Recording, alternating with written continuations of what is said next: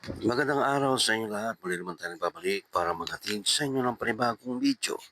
Para sa oras na ito, kung bago lang kayo sa aking channel, huwag niyo kalimutan mag-like at subscribe para lagi kayo updated sa mga bago nating video na ina-upload araw-araw dito lamang yan sa ating YouTube channel. Maraming salamat sa inyong panonood. Enjoy watching. Ni teacher Ann, kay nag-war man mi sa ako instructor, kay nag-laptop ko during sa iyang class unya. Iyang di na gani maminaw.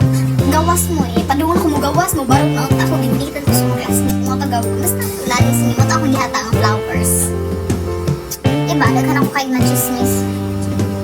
Naminaming Claire, sige, unya sa paman. Unsay feeling gihatan og mo sa eskwelahan wala ra. Feeling pretty.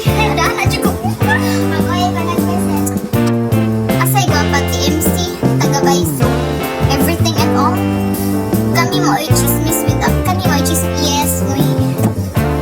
Moto siya guys. Like, I do have a lot of takeaways. Kinsa nakiguha. Siyempre ako. Kaya ba mo paminaw ha? Yan ako siya pagbuhat. Yan to may talipon. Ako siya dilibrihan. Ako yung dilibrihan.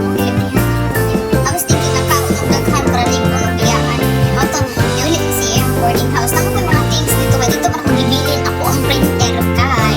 Ang ako, yes, personal. Ako ang printer ba yun?